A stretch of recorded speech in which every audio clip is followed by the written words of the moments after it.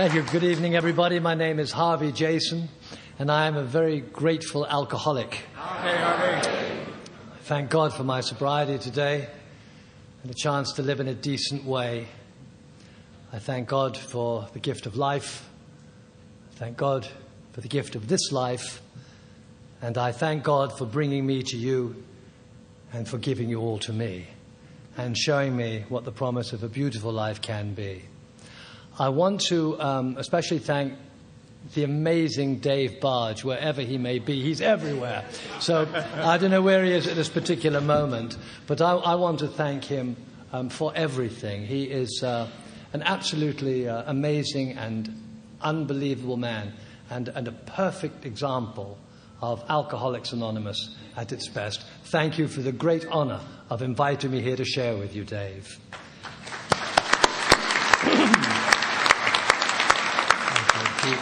I also want to thank my host for his warmth and generosity. Al, it's a pleasure, and I thank you. I'm sorry you never got to show me around LA, which I really wanted, but he refused. But thank you. Thank you anyway. I want to thank Chris and, in fact, the entire committee for their hospitality and their generosity and all the gifts. I love swag. I love T-shirts. You know, I love coffee mugs. I love it all. And thank you very much, Chris. I tell you what, I am so grateful. It used to be I was only appreciative and grateful for the big things. You know, if it was big, if it was a major importance to me, it made me happy. I realize now in retrospect, it wasn't happiness I experienced so much as self-gratification. That's what it was. Today, I find more and more it's the small things, it's the little things that give me such happiness, such joy. These clothes have never seen vomit. That's they say there are no big deals. I mean, this is a big deal. I know exactly where I parked my car. I could find it at a moment's notice. I know where I spent the night. I remember everything. I was able several times in the last few days to navigate myself without help down the hall, and through my acute mathematical powers, I was able to ascertain as the numbers went up where my room would be. I am so appreciative of these things because it wasn't always like that. It really wasn't. You know, I don't know when the world stopped revolving around me, but I believe honestly it happened when I was brought by God into the rooms of Alcoholics Anonymous. One of the first directives or suggestions that I was given when I came in was that the guy said to me, he said, "Listen, Harvey," he said, "forget about yourself. Absolutely forget about yourself. Put yourself on the back burner. You're so self-obsessed. All you think about is yourself. Forget it. Think about other people." And it seemed, following that, it seemed that just the bat of an eye when the next person said to me, "Listen, I want you to come to this meeting, get on the podium, and for 45 minutes talk about yourself." And I thought, I really don't know what I got into here. It all seems so ironic and actually this puts me in mind of a story which I'm going to share with you, which I particularly like, about a guy who goes to Dodger Stadium. And he walks in the stadium and it's packed. There are 45,000 people all taking their seats. And the guy looks around, he finds his seat, he starts to sit down, and suddenly he hears a booming voice, "Larry, Larry, Larry." And he looks around and it's impossible to see. Starts to sit down again he hears, "Larry, Larry." He gets up again and he looks to scours the bleachers, nothing. Sits down again, "Larry, Larry." This goes on 3, 4, 5, 6 times. And he's getting very, very annoyed and very, very frustrated. Finally, sitting down, the 9th time, he hears, "Larry, Larry." He gets up, he stretches his arms to the heavens. He says, "For God's sake, my name is not Larry." This is... This is an autobiographical story. This is the story of my life. You know, I say that I am a grateful alcoholic And my gratitude is quite literally boundless. But the very first time I heard somebody get up to a podium, it was a woman, and say, "I'm a grateful alcoholic," I thought the woman was hideously deranged. I couldn't understand why anybody would be grateful to be an alcoholic. Now it's quite the opposite. If I were not an alcoholic, I would be deprived of the most rewarding life, the most rewarding spiritual life it's possible to imagine. I have been given a life through the 12 steps of Alcoholics Anonymous that I could never have even conceived in my wildest fantasies, dreams, hopes, or expectations. And so much of that is due, of course, to the 12 steps and working the steps as well as I can and sponsoring people and being sponsored, but so much of it is due to the warmth and the embrace of all of you. I didn't know people like you existed. I really didn't. And this weekend, this is my very first time at a roundup. It's my very first time here. And just the exuberance, you know, the wonderful embrace of everybody. Everywhere you go, from the bathrooms to the halls to the banquet halls, the arms are out, hugs are waiting, you know, smiles are there. And I am such a creature of habit that it dawned on me there's an inherent danger here. There's a built-in problem. I am so reflexive that I thought, well, supposing I take it all to heart, and then the next time I'm in LA at home and have to go to a public men's room and put out my arms, and smile at the guy at the next urinal, I'm in relatively big trouble. So I have to watch that. But I do learn from each and every one of you. I have been given such love. There are people here that I haven't known for all that long, and yet I would be hard put to imagine life without, you know, people like Andy, alcoholic, and people like Rocky, and people like Dave Barge, and people like Jerry Summers. The courage and the bravery of these men, they exemplify the very, very best of humankind. I will tell you now in a general way what I used to be like, and what happened and what I am like now. What I intend to be like, hopefully, for the rest of my days on planet Earth and beyond.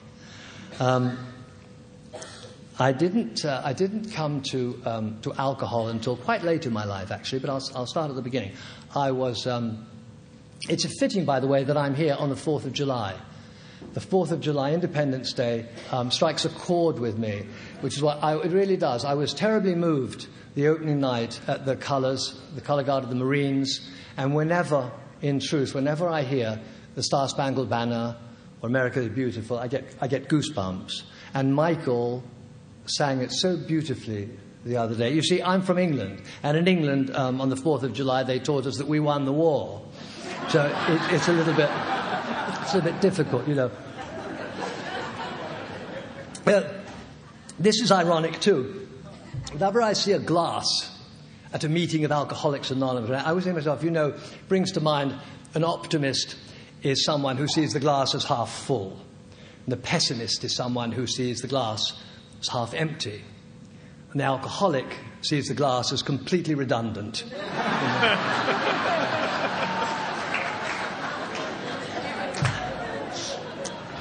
I was born in London, England, during the Second World War.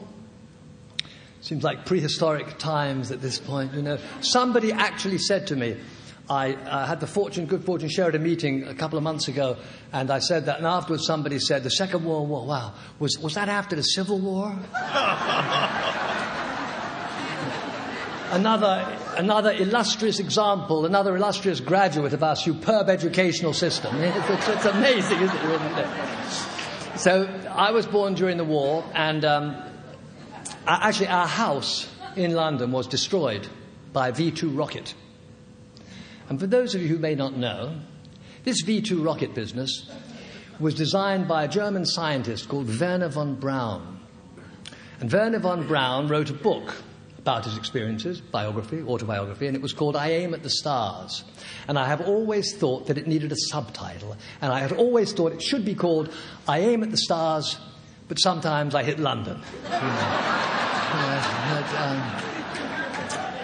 Anyway, our house got bombed, which is not why I became an alcoholic. I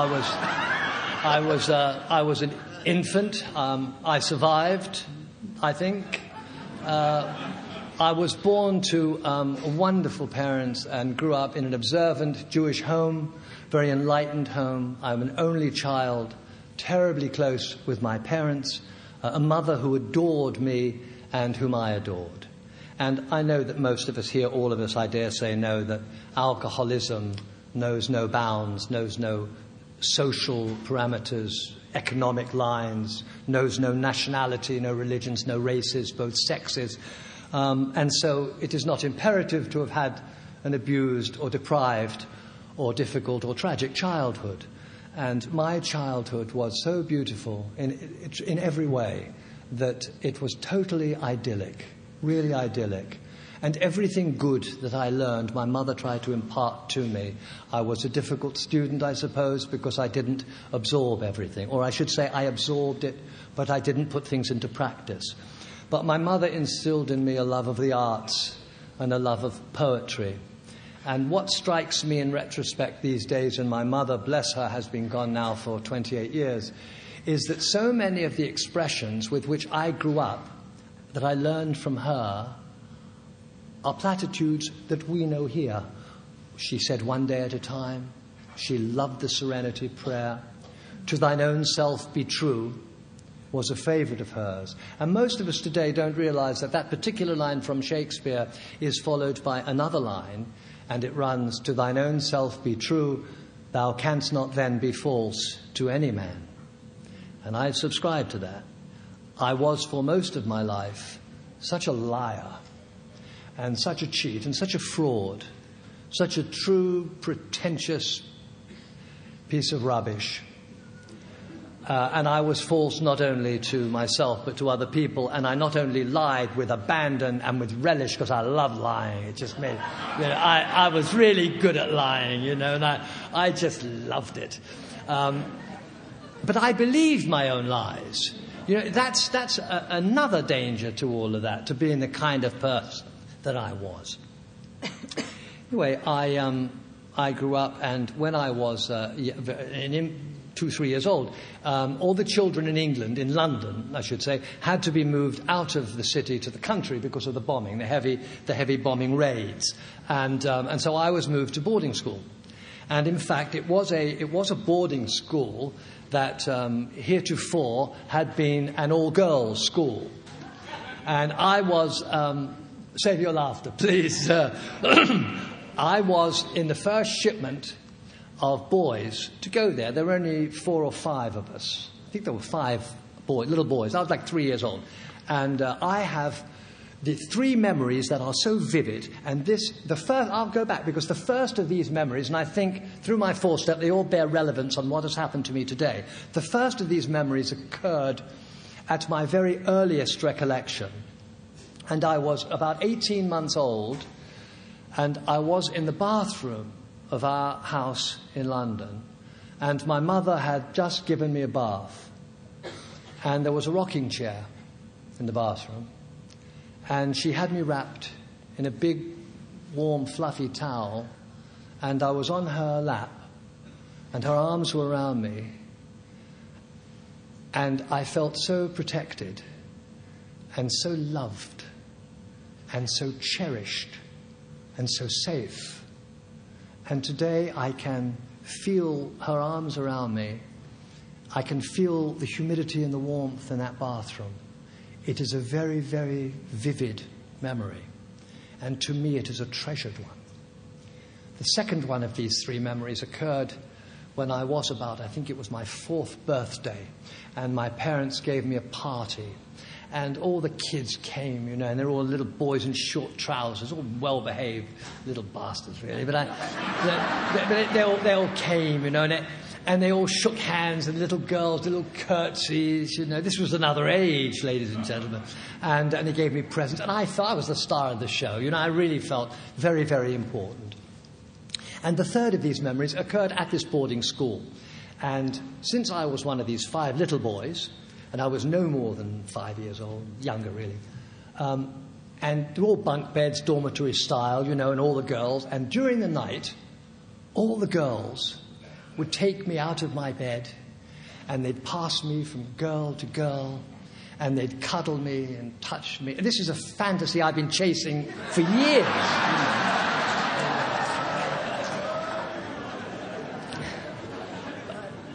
In truth. But these three memories, you see, mean to me that there was a sense that I was entitled to be loved. I had a sense of entitlement, and love was crucial to me.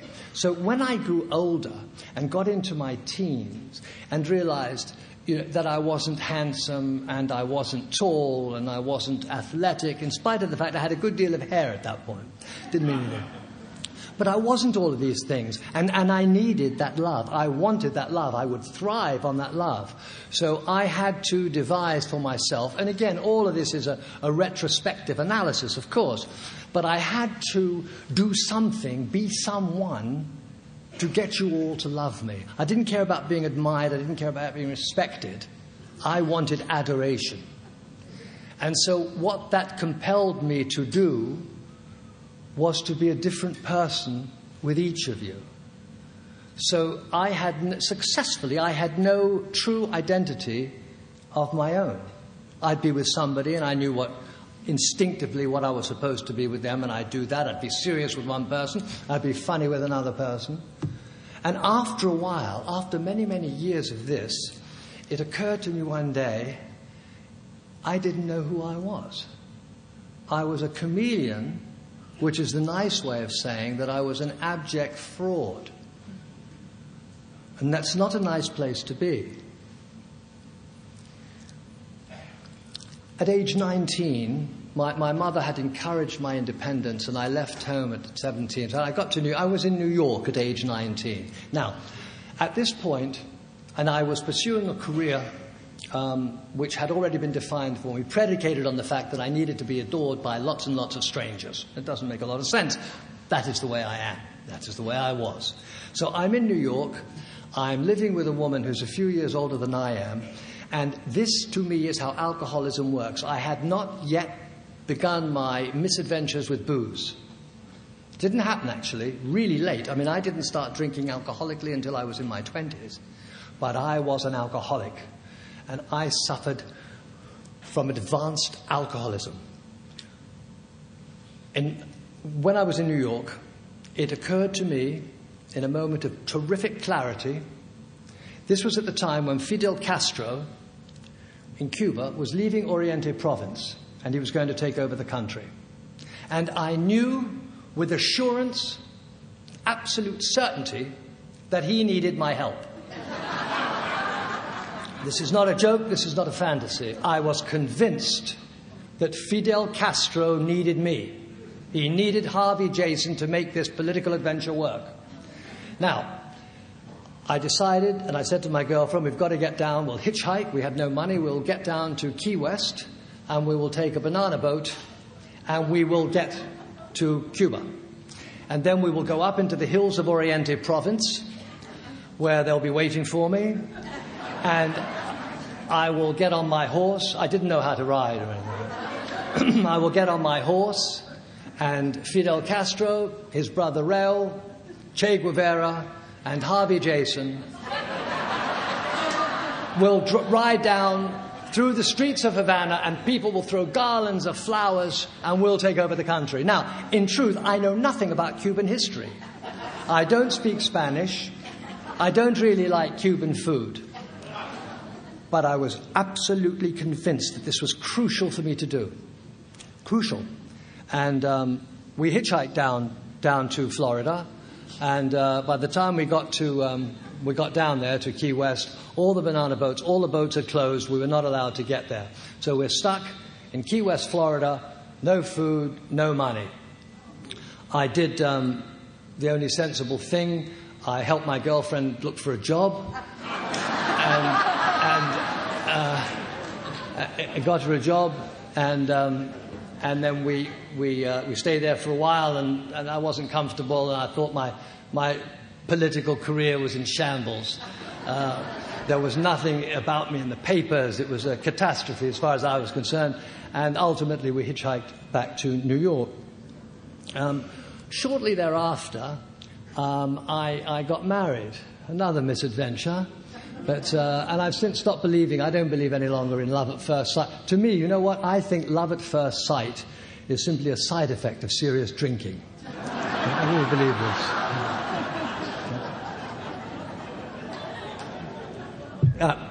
Anyway, I got married to this lady, and she really had... it was a terrible thing for her to have married me. She was very beautiful, and she was also English, and she was very sexy, and she was very socially well-connected, very wealthy, and as far as I was concerned, at that time, she didn't have a brain in her head. As a matter of fact, she was an extremely brilliant woman. It was me that didn't have a brain in my head. The last time, it was a quick marriage. It was a couple of years, and that was it. As a matter of fact, the last image she had of me, the very last time she ever laid eyes on me, was when I was in a drunken collapse between the cases, the luggage place at JFK in New York. And in fact, I can still see her looking down at me with a look of intense disgust. And that was a look with which I have become intimately familiar over the years. But I remember that. I'll tell you something else. She was a terrifying woman, because before I met her, when I first met her, I thought she was really tough, really steel, very proper English word, It wasn't until we got to know each other and so forth, I realized she was very sensitive and she was very innocent, and that was just a protection. She was insecure. Well, when I was going to make amends, this was the one that I really was terrified to do, and I did not know where she was. She had been involved as a ballet teacher in one of the big ballet companies in Europe, and I didn't know where she was, and I tried to locate her and couldn't do so. Excuse me. My younger son, who is much more proficient at the computer than I am, got on the computer, and through a couple of lengthy processes, he was able to track her down, which was not really what I wanted, because I was, I was really scared. And so I got by myself. I collected what few thoughts remained in my head, and I dialed the number, and my heart was pounding, and there was no answer. So I was off the hook. So I waited a bit, and then I dialed again sometime later, and the phone was picked up, and there was this voice, stern and ice cold, but exactly the same as I remembered, but older. And she picked up the phone, and I hear, "Hello?" And it took me a second, and I said, Helen? She said, "Yes, who is this?" And I said, Helen, gee, it's nice to hear your voice. She said, "Who is this?" I said, that's a funny thing. It's been a very long time. I said, "This is really a voice from the past. You don't really sort of have any idea who this is?" It's been years, And then she got angry. She said, "Look, who is this? Tell me who it is, or I'm putting the phone down." I said, "Well, actually, it's Harvey." And there was a very long pause. And she said 3 words. "How utterly bizarre."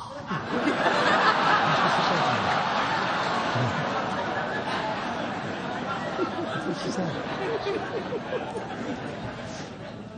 So I said, listen, I tell you why I'm calling you. I said, I'm at the point in my life where I'm really trying to clean up some dreadful behavior of mine. And, I said, I wonder what I can do. I said, I gave you such a dreadful time, such a horrific time. I was just so awful. I was a wretched, dreadful husband. And she said, no, you weren't. I said, no, I was. I was a dreadful, faithless husband. And there was another long pause. And she said, "What do you mean faithless?" But you know what? She had such generosity of spirit that she saved me, because I thought, honesty, I can't hurt her. And she said, no. She said, never mind. She said, we were both very young and passionate and so forth. And I thought, what a wonderful response. What a truly generous reaction to somebody who wants to make amends. I have since, by the way, remarried and have been married for a very long time, not long enough. Last November the 29th, it was 35 years.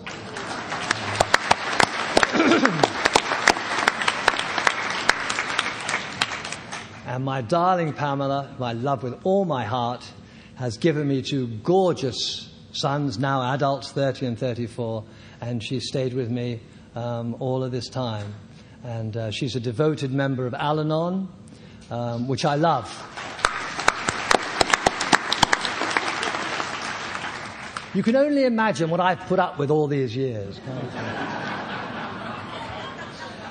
In fact, I went to my very first Al-Anon meeting today and got a great deal out of it, really a great deal out of it. I went to the Al-Anon luncheon and I'm most appreciative. I think that Al-Anon is a life-saving program.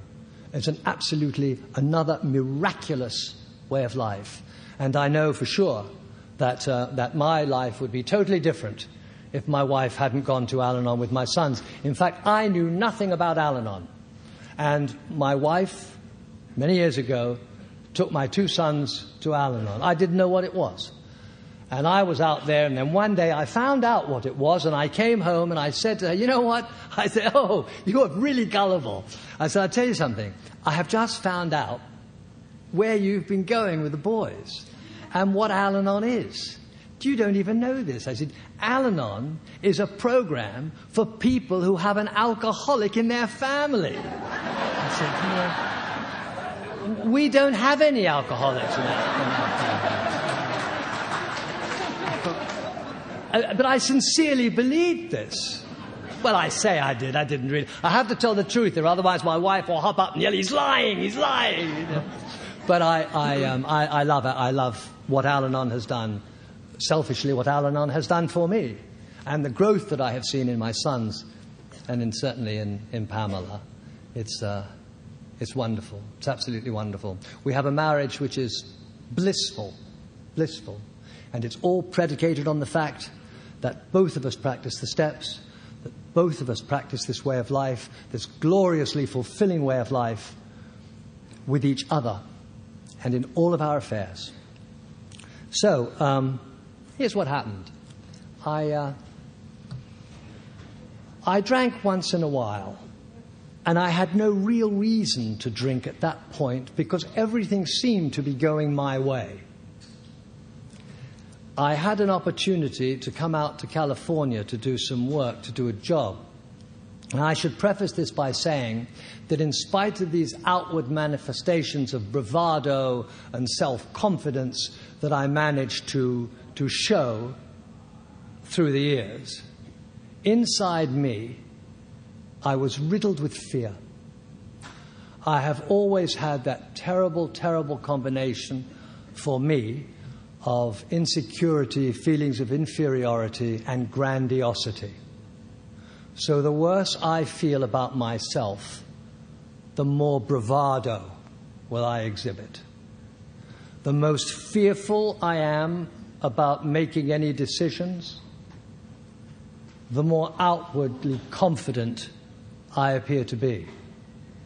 In fact, I realize that because I was for so many, many, many years so riddled with feelings of inferiority and so penetrated so very deeply with fear that I perceived everything differently. I was totally irrational. Now, if I perceive things differently, if a waiter brings me coffee and it's not quite hot enough, I wonder why he hates me. So it's all about me. It's all about me and what I perceive. And I have come to realize that because I perceive things which are not real, my responses are going to be predicated on these false beliefs. And because my responses are going to be so irrational, the results of my actions will be awful. But what do I expect? I'm a living lie. I'm walking around living a lie. So I get called out to California to come and do a job. And I'm invited to a dinner party, a very important dinner party, which I thought was a dinner party. I was too naive to realize that these things are really, invariably, they are business affairs. So I go out there, and there's a lot of important people at this dinner party, and my host, I love telling jokes. I know thousands of jokes. I love telling jokes. And my host knew this, and I suppose, in a way, I was invited there also as sort of the free entertainment. So I'm sitting there, and I'm totally intimidated. I feel this high, I'm frightened, I want to crawl under the table, and I want to run home, back to my hotel. And he's looking at me, you know. And I am struck literally mute. Mute. I couldn't, I was so fearful, I could not make a sound. And I tried, and nothing would come out of my mouth. I was frightened, I wanted to run out of that door, and I wanted to destroy myself. Before I had come to California, some friends of my parents owned a company called Bowler Wine. And the guy said to me, when you get out to California, he said, just give me your address, wherever the hotel, I'll send you a couple of cases of wine. I said, oh, thank you. I went back to my hotel, and the wine was there. And I thought, my God, I'm just nothing. I'm just so, I felt awful. Awful doesn't say it, but I'm sure that you people with your sensitivity know exactly how I felt and what I mean. I went back and I opened up a bottle of wine, and I guzzled that bottle of wine down. And when I had that first bottle of wine, I thought, you know what, really and truly, it was only one evening, you know, it wasn't that bad. And then I opened a second bottle of wine, and I guzzled that bottle down faster than the first bottle. And then I thought to myself, you know what, these people were lucky that I went there in the first place. You know? But you see, then I had my elixir. Then I knew exactly what to do. Because for me, at that point, at that time, that was the truth. That really was the truth. So I thought, okay, well, this is quite cool. Now, this was not a conscious decision on my part. But I knew instinctively, and what followed was instinctively, when I was in a position of difficulty, out came, it wasn't wine, it was vodka, out came the vodka bottle. Out came the bottles. Out came the gallons and the half gallons and so forth. And I had my life's medicine. And I didn't drink every day. In fact, maybe every other day, but I didn't drink every day. I'm not a common drunk, you understand. I'm worse. But what I did was I drank for 3 decades, 30 years, and I drank that booze until the booze drank me. And while I have heard a couple of magnificent speakers here over the last couple of days, Karen and Ralph, who have had some really, really tragic occurrences, my losses were not their losses. And while I didn't lose material things, I still had my house, I still had my wife and my children, still had my work. But I lost the one thing which is so very, very crucial and so very, very precious and so very, very vulnerable and easy to lose. I lost all self-respect, and I lost my soul. I lost my soul.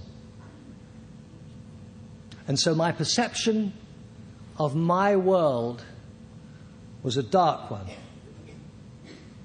It was dark, and it was pessimistic, and it was morose. And while on the outside work was fine, there were times when it wasn't quite so fine, so I drank more during those times.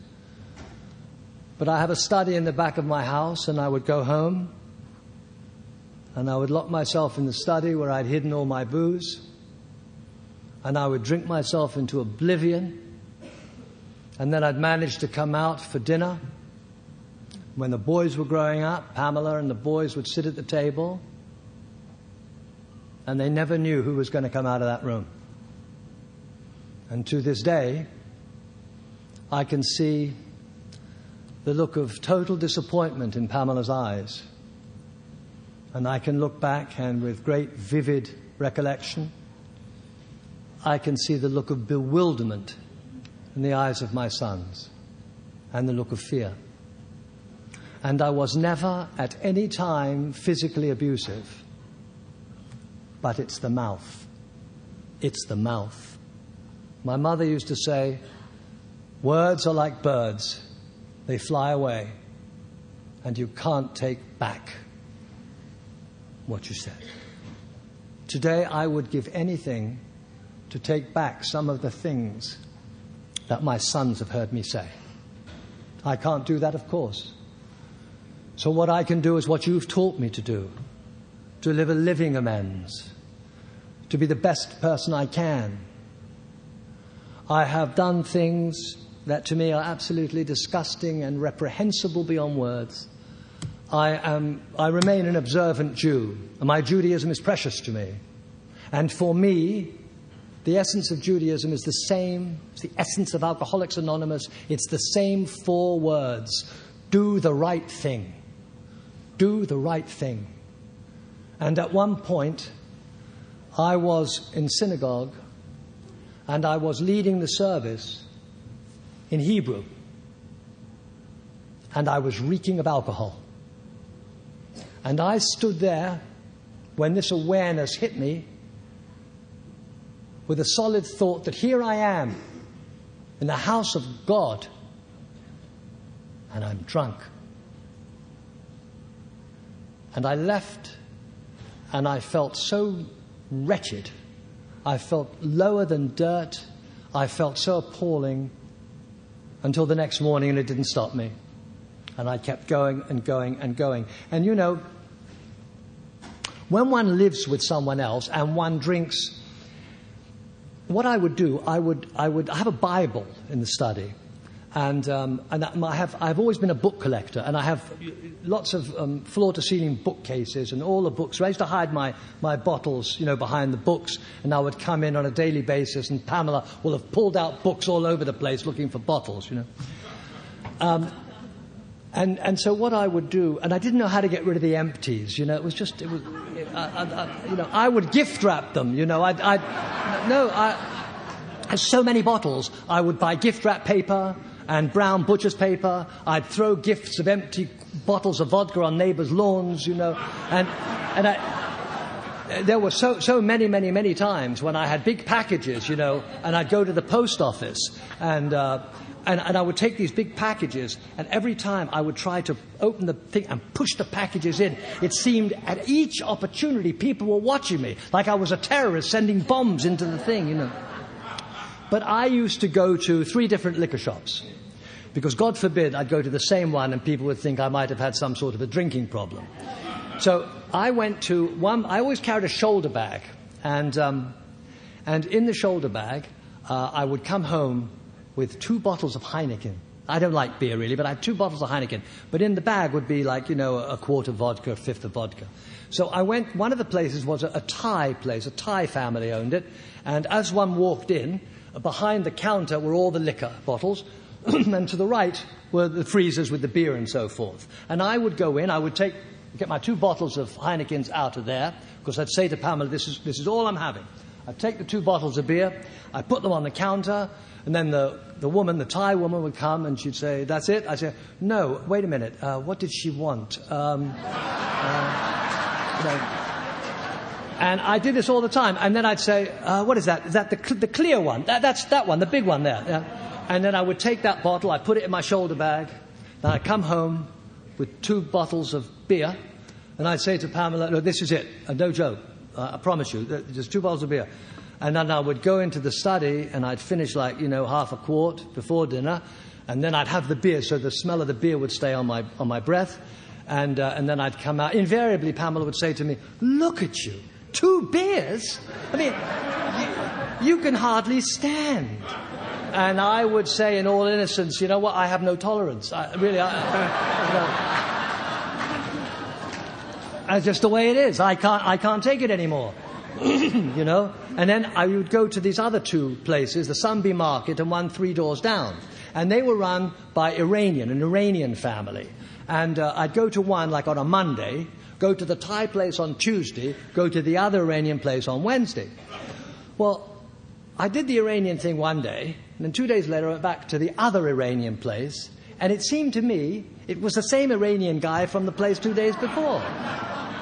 It took me the longest time to realize it was a family business. You know, it was the same people in both. But what ultimately happened was in the bathroom of the study at home, which used to be a maid's room and bath, I no longer needed the bathtub. So I had a cabinet maker come over and get a beautiful piece of work, and he put oak over it and he enclosed the tub in this great oak case. One day I'm in the bathroom and I'm thinking to myself, you know, if I could pry up the top of this bathtub, I would have a perfect place for the empties. So I waited until Pamela and the boys were out of the house, and then I got out my toolbox, and it took me virtually an hour and a half, as I recall, and I finally got this huge oak slab up, and I had a virgin bathtub, you know. And I thought, this is absolutely fantastic. I mean, I felt I deserved the Pulitzer Prize. I really did. Well, from then on, Pamela was mystified. You know, the books would all be in disarray, and I'd come in, and she'd come into the study, and always the same thing. What is this? And I'd say, what? What? And she couldn't figure it out. Well, one day I was coming home, and I put the key in the front door, excuse me, to open the lock, and the door opened by itself. And standing there was Pamela and my father, both of them looking very serious. And both of our sons have medical problems. And I thought something had happened to one of the boys. I said, what's the matter? And they both didn't say it, just said, come here. And I had no idea. I go through the house. As we get to the back, I thought, oh no. Oh, this couldn't possibly be. And sure enough, we go into the study and into the bathroom.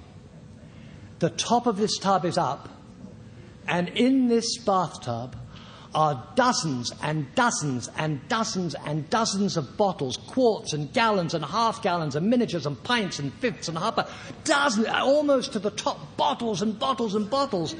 And my father very quietly said, what's this?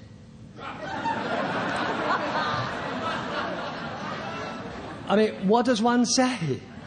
So I said, you know, why would the neighbors come over and do something like this to me? You know.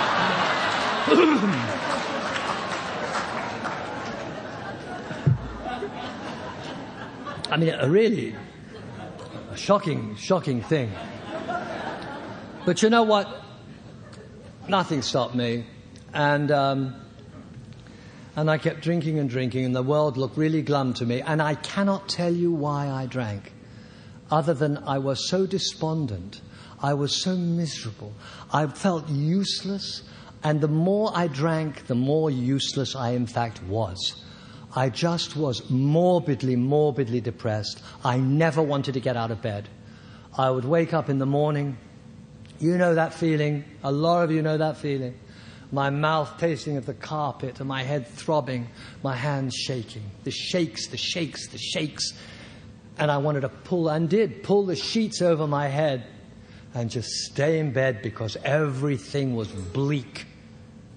And it never dawned on me that I'm the one who had made it so bleak. And although I believed in God, I bargained with God. I chose to use God when God would benefit or could benefit me. I never really spiritually connected with God. It was, I'll do this for you. If you give me this, I'll be really good. I'll do this. Sometimes I didn't even verbalize it, and sometimes I did. I had a Bible in the study, and sometimes I would go in there, and I'd put my hand on that Bible, and I'd say, Dear God, I swear I will not drink today.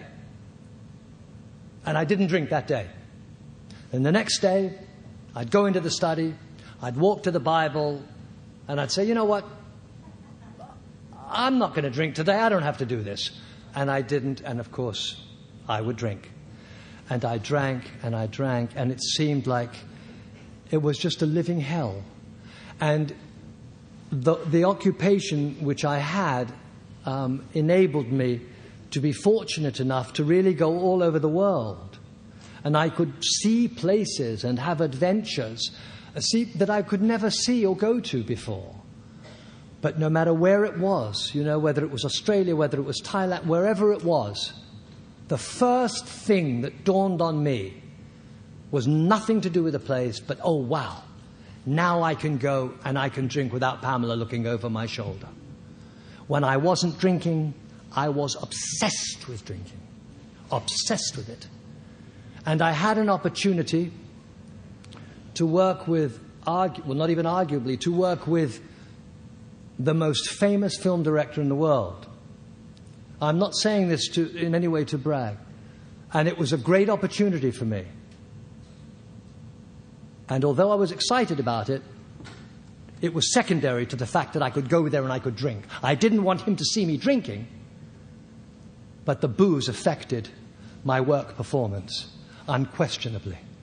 And the director happened to be what I now know is called an enabler. And so he would say, it's so good that you can feel so comfortable, and. But even then, it was king to me. It was emperor to me. The booze was everything to me. It was all I thought about. I didn't have any health problems other than shaking and feeling terrible all the time.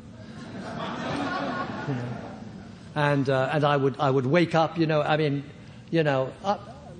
whether it was the drunk tank or whether it was going through the humiliations of getting in those positions for the cops, the station house or jail, or whether I'd wake up I spent many, many nights on the ground or in the garage or behind the wheel. I'd drive home drunk and I'd park. I wouldn't put the top down, and I'd wake up in the morning or come to in the morning. Pamela would invariably be standing there looking at me. And I'd be slumped over the steering wheel, and I'd get the window down and I'd say, you know what? I was so tired. It seemed such an effort to come into the house. I was so comfortable, really here, Give me that Al-Anon smile and just walk away. I used to sleep with a notebook under my bed in case I had ideas, the scripts. I was such a master, an artistic maestro. About as much talent as this glass. And I couldn't read my writing. In the morning would come, I'd have great ideas, but in the morning I couldn't read what I had written. And so what I did was I got a little tape recorder. So one night, I'm dead drunk, and in the middle of the night, I wake up, and I have an absolutely brilliant idea. A work of genius. And so as not to disturb Pamela, I take the little tape recorder into the bathroom, and I begin to record it. Now, this was a Western. I don't like Westerns, but this was a Western. And this script came out fully formed in my head. The structure, the characters, the tension of the piece, it was brilliant. And I went into that bathroom. I don't know how long I was in there for. It had to be an hour or 45 minutes. And I dictated the entire script into the tape recorder. When I went to bed, I knew that if I didn't get an Oscar nomination for the script, at least I was sure to get a Writers' Guild nomination, if not win. I knew it. So in the morning, I come to, Pamela's not in bed, and I'm shaking, and my head's throbbing, and I'm sweating, and that putrid smell is coming out of every pore. And I remember that I had written this. I don't remember anything at all about the script, but I knew I'd written a winner. I go under the bed. I see the tape recorder. It's all the way at the end. I press the rewind. It goes all the way back to the front. Now I'm ready. I press play, and I hear... I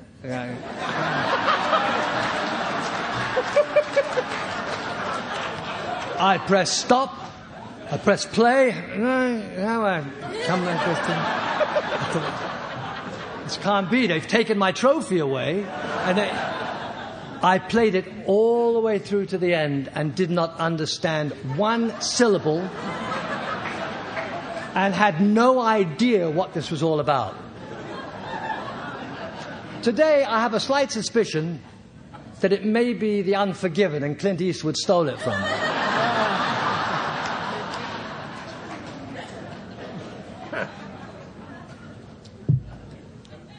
One night, I had a particularly dreadful drunk. I mean, a really appalling drunk. Maybe no worse than others, but maybe it was just my time. And I woke up in the morning, and I was collapsed on the floor of the study. And for whatever reason, I thought, this has got to stop. I've had it. I've had my run. It's finished. It's finished. And I called my closest friend in the world. It's like my brother. He was actually also my agent, and he was a very devoted member of Alcoholics Anonymous. And maybe some of you know him. May he rest in peace. His name was Robert Littman.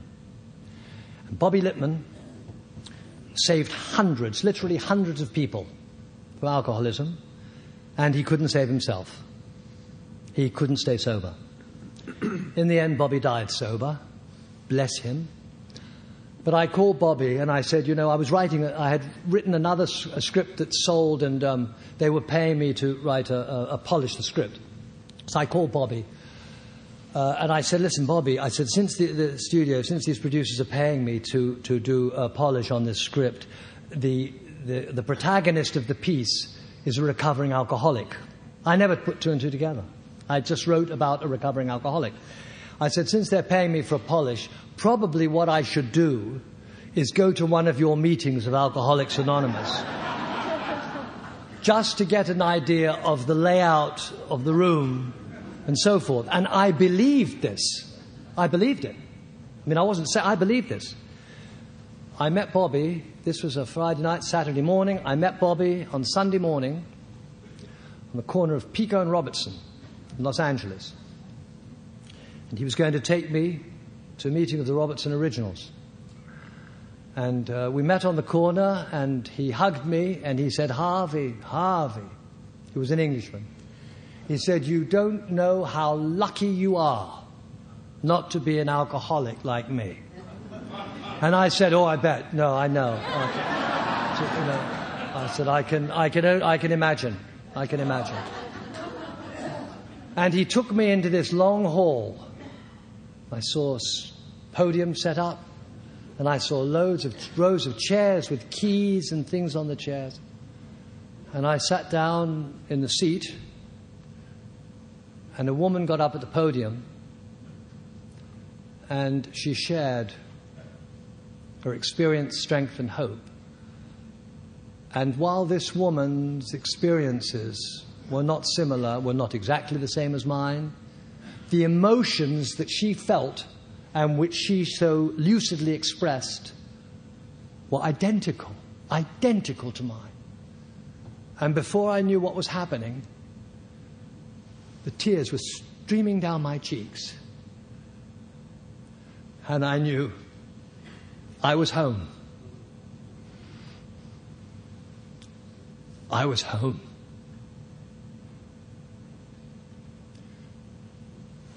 And from that day to this, I was determined to plunge soul first into Alcoholics Anonymous. And I got a sponsor, and I got a home group, I got a big book, and I immersed myself in all the literature. I began on the steps immediately, and I absorbed everything. Me, with a brain that was not so hot, was able to absorb and to assimilate what needed to be absorbed and assimilated. And my friends, my life changed absolutely. Absolutely. First year, I went to meetings all the time. I went to a Tuesday night, which is a mixed meeting, not a stag, a mixed meeting at Roxbury. I know nobody. I didn't know anybody. And I was outside at the front doors, and I could hear in one of the other rooms of this park building, there was a tap dancing class. And I was out there feeling sorry for myself, standing there and hearing the tap, tap, tap of the tap dancers. And a car came into the parking lot. And I thought I recognized the woman behind the wheel. And when she got out, it was a woman named Demetra, whom I have known for many, many years from another life, another business. And I'm listening to these tap dancers, and I see Demetra, and I think, my God, of all the people in the world, the least likely person to take tap dancing lessons.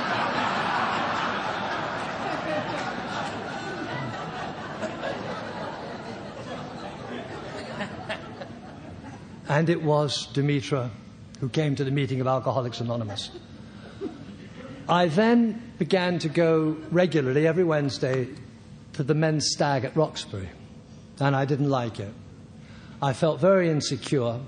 Everybody seemed to know each other, and I felt very isolated, and I felt very out of it. And I felt it was a big clique, and I didn't belong there.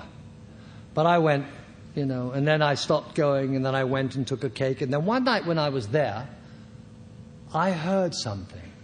And I heard a succession of somethings. And I thought, my God, in the few weeks since I'd stopped coming, how all these men have changed. And now, I tell you in truth, I live for Wednesday night Roxbury. These men are my lifeblood. They are my heart. I learn from the example of these men. It's not what they say, but when I'm caught up in their embrace, their physical embrace as well as their psychological and their spiritual embrace, the example of these men can in no way ever, ever, ever be bettered.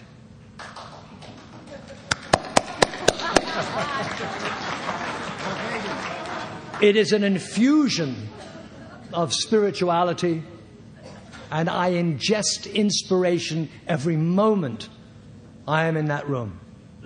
I have seen and continue to see men face obstacles before which many of us would collapse with fright. And they persevere, and there's a smile on their face, and there are smiles in their heart, and they only care about helping someone else. They only care about helping someone else. Their mission in life is to be of service to other people, to share what they have with other people. And it's never do this or do this. It's listen to here's what I did. Here's what I did. I adore these men. I adore them. They're my mentors. They're my friends. They're my idols. They're my heroes.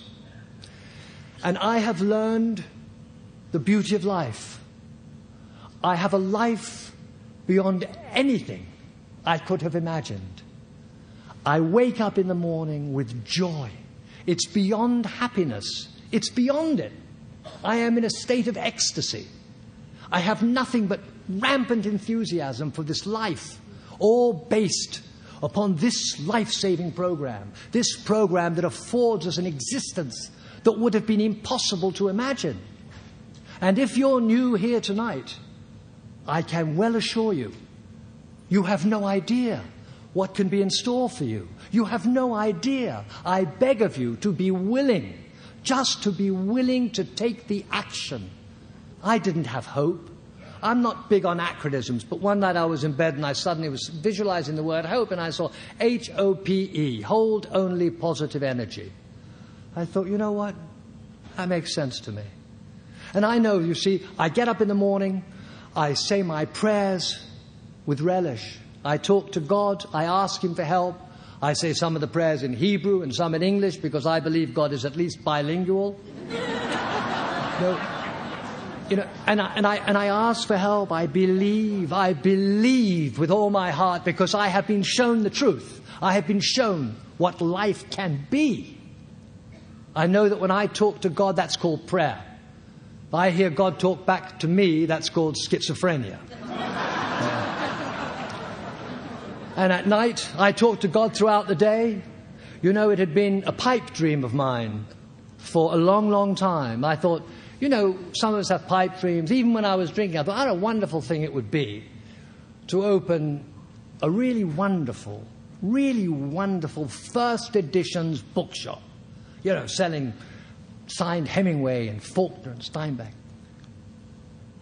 Another gift of sobriety is that 1 year into this program, my younger son and I opened that shop. We opened that shop. The shop that was a pipe dream. And from the outset, and this is not false modesty, very little credit to Louis and I, that shop became instantly successful. And I think I know why. It's because Louis, being in Al-Anon, and me, being a grateful member of Alcoholics Anonymous, were able to put into effect the precepts and the concepts and the principles of this program, to treat people honestly, the way we want to be treated, to be hospitable, to be kind, to be of service. This would never have worked, this endeavor, if I were still out there. I would have robbed these people blind. I would have robbed them blind, without a second thought. I would have sold them inferior merchandise. Today, if there is our books are in great condition, but the slightest flaw, I point out to people. Not because I'm a good guy, but because you have taught me. Because if I do anything dishonest or unethical or immoral, is that how I'm going to repay God for giving me this life? It's the same thing for me. I can't imagine picking up another drink.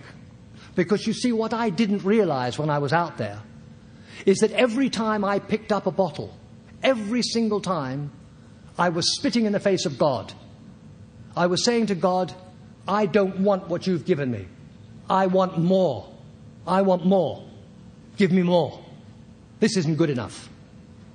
And I can't do that. I won't do that. I don't want to do that. My life depends on my sobriety. I have it too good. I have it way, way, way too good. I haven't received justice. I have received a high abundance of mercy. That's what I've received. And how can I pay God back for all of these rewards, for all of the goodness that I feel in here? Not the material things, but giving me, most importantly, the one commodity that I assumed, that I thought was absolutely unattainable to me. Peace of mind. Peace of mind. I was always an insomniac. I couldn't sleep. I'd pass out. I sleep like a baby today. I sleep like a baby. I have peace of mind. I've been afforded complete serenity. And it is a glorious, glorious life. And how can I pay God back for these gifts? Only by being the best Harvey that Harvey can be. Simple life. It's simple, you know. What possible reward is better for me today than to look at Pamela and see her look at me with love and with pride, and see my sons look at me with great smiles and call me constantly and want to go on holiday with me and spend time with me. Our little family of 4 is so close, we are inseparable.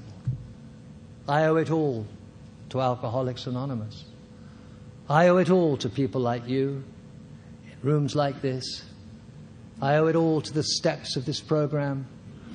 I owe it all to the glory of God, who in his wisdom and mercy got me into these rooms. This is something I never, ever would have done by myself. I know there's not a shred of doubt in my mind that God brought me into these rooms. And my purpose is to stay sober and to help another alcoholic. I have such immense joy in working with people like Paul and Lefty and Stuart and Bruce. Noble men. Men who have come here to support me tonight. Men who share the same joy I do going through these steps. Men who have given me the immense privilege of allowing me into their lives in the most intimate of ways, and who have endowed me with their trust because they know that I won't let them down. Now, I intend to give them each a few dollars from every CD I sell of their 4th step. What a joy. What a joy to show people what I've been given, to share it all. Is there a greater joy? I don't think so. I don't think so. I can only say that today here walks the happiest of men, the very, very happiest of men. I have finally become, through the grace of God, the man that I know my mother wanted me to become.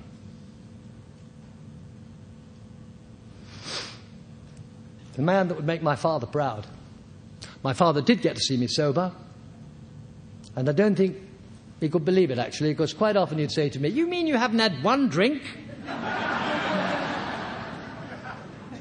Now, in terms of the tenure of sobriety in this room, I have very little sobriety.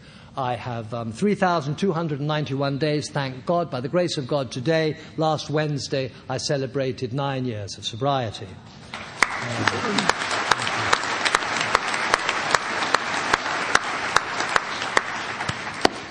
I clap for you, because you've given it to me. You know, they say that miracles only occur to people who believe in miracles. I'm not so sure that's true, but I do know that each and every one of us here are the recipients of that miracle. There's a story that I like, and then I'll sit down. I think my time is up. There's a story of a guy who goes duck hunting, and he goes there, and he got his dog with him, and he shoots the duck, and the duck falls into the water, and the dog trots over to the water's edge, and then the dog gets on top of the water and walks on the water, picks up the duck in his mouth, walks on the water back and drops the duck. Well, the guy's bewildered. He can't believe it. He shoots another duck, the same thing happens. So he says to the guy next to him, "Listen, you've got to watch this. Just watch this. Watch this." Shoots the duck, another duck, the dog goes right on top of the water again, walks on the water, comes back on the water, drops the duck. The man says, did you see what just happened? And the friend looks, he says, "You know what? I think I did. Your dog can't swim."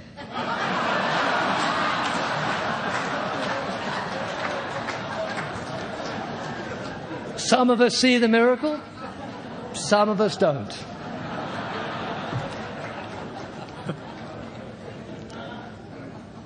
It really is impossible for me to thank all of you, but please be assured that you have my love and my thanks, and will have that eternally. God bless us all. Thank you. Thank you. Wonderful. Wonderful. Wonderful.